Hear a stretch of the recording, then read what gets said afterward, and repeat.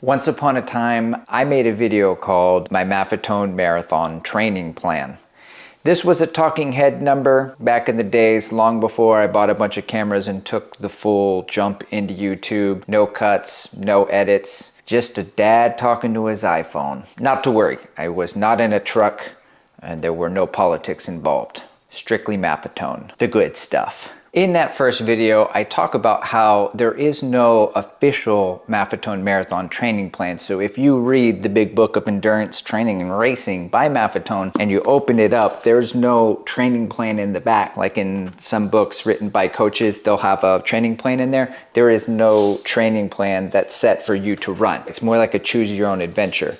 So the way it works is that you build your aerobic base and then you start to incorporate some speed work for 4 to 6 weeks. And then he says in a race season, you'll get all your speed work from your races. Get to the point. Last week on January 23rd, I ran the Austin 3M half marathon in a time of 1 hour, 23 minutes and 58 seconds. If you'd like to check the recap, I'll put it right up here or I'll leave it in the description below. Now, they say that if you can run a sub 125 half marathon, then you can run a full marathon in sub 3 hours. Now, they probably mean with a proper training block. And here's the catch.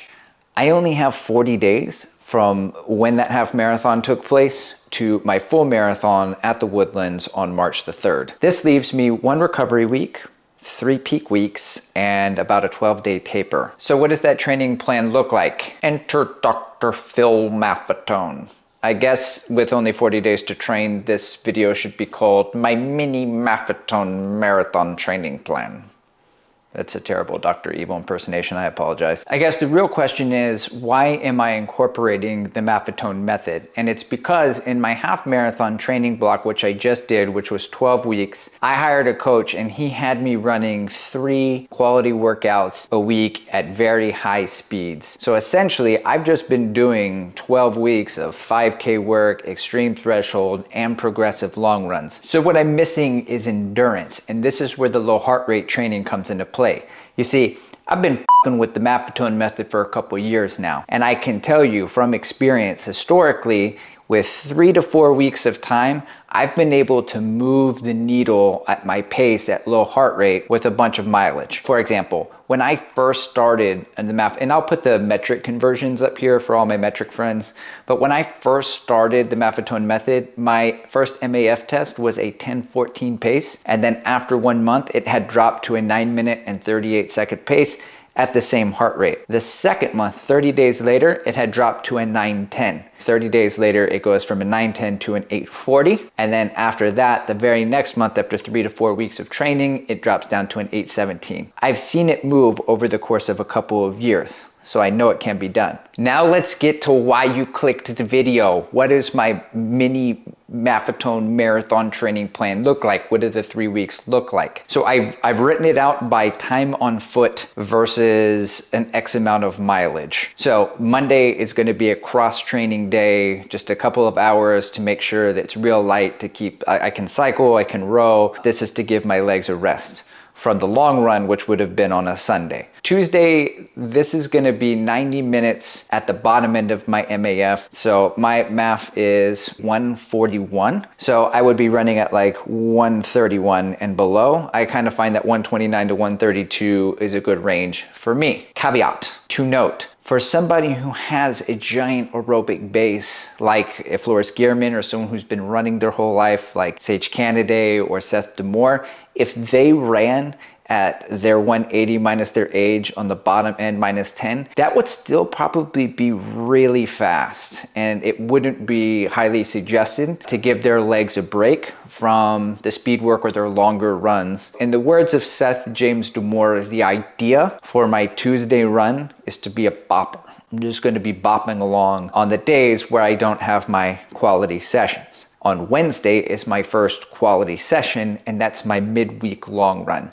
I'm going to spend 2 hours on foot on the high end of my MAF. Thursday is going to be another 90-minute bopper on the low end of my MAF. The reason, again, is because this for me equates to something like an 8:45 to 9-minute, 9:15 pace, something that gives my legs a rest in between quality workouts, which leads me to my next quality workout on Friday, which is going to be 15 minutes warming up, 50 minutes, 50 minutes of up-tempo, steady state, marathon pace, still aerobic, and then 15 minutes to cool down. Saturday is going to be a 1-hour bopper, and then Sunday is my long run, which is going to be 2.5 to 3 hours. So week 2 is going to look a lot like week 1, except for the long run, I might do some progressive long run stuff or like a fast finish long run to build the mental toughness there. And then the week 3 will look exactly like week 1 as well, except the long run won't be as long because it'll be so much closer to marathon day. Now, what I will not do in this marathon training plan, this mini Maffetone marathon training plan, is I will not do any 5K work. I will also not do the big long run, the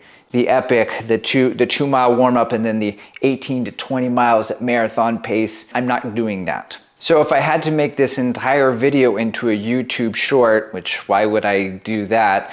I guess to translate it into Matt Fitzgerald's 80-20 verbiage, this whole plan, this mini Maffetone marathon training plan, is really like a 90-10 plan where 90% of it is easy low heart rate training and 10% of it is steady state marathon pace work, with the idea being to build my endurance, and then the 10% is to build my running economy at race pace. Now, disclaimer, I have to double down on this. I do believe that a runner will be most successful in a marathon training plan with lots of speed work all the way through. However, I am omitting that because I just did 12 weeks of a ton of speed work and I only have 3 golden weeks to build endurance to be able to cover this distance, which I am not currently trained for. Speaking of trains, this might end up being a train wreck. And I'm going to bring the GoPro with me along the journey, just like I did in my Austin 3M half marathon, which I'll put right here and down here in the description below. You already said that, so you can watch and be entertained whether I hit sub 3 or whether I crash and burn. Now, I will say this, the volume that I'm running, the amount of time that I'm going to be hitting the pavement is around 10 hours. I have done that before, so it shouldn't be too big of a stress on the body. If it is too big of a jump from where I was before, I'm obviously going to listen to my body. I'm going to take those days off. I am also working in strength training. So Mondays and Thursdays, I will be doing deadlifts, squats. I do a lot of banded work and leg raises and body weight strength training. Now, believe it or not, there is a marathon race predictor based on your MAF test that's in the big yellow book, and I'll put that on the screen right now. So today is the last day of the recovery week. I did an MAF test and it was at an 8:17. I'll put the metric conversion up here for my metric friends. So what I'm hoping is that 8:17 in 3 to 4 weeks drops somewhere to about 7:40 or 7:35, somewhere in that range. I've been in the 750s before. And so with the aerobic base building, it's kind of like strength training. So if I've bulked up before, you lose it if you don't use it. Let's say I quit going to the gym and I lost my muscle mass. When I return to the gym and start working out again, I'll be able to get it back really quickly. Well, it's the same with the aerobic base. If I quit running, I'll lose it, but if I return to running, I'll be able to get it back. So I'm hoping that the MAF test in my taper brings me down to a 740 or 730 or somewhere in that range. And even if it doesn't, I'm obviously still gonna go for it. And I still may get a sub 3 because that chart don't know me, don't know my heart. Anyway, thank you for watching. Hit like, subscribe, and the bell notification so I don't get too buried into your algorithm. To follow along for the cinematic voyage that is midlife running, Maffetone videos, shoe videos. We do it all here, but mostly just running, Maffetone, shoe videos, and training. Hug, hug, hug.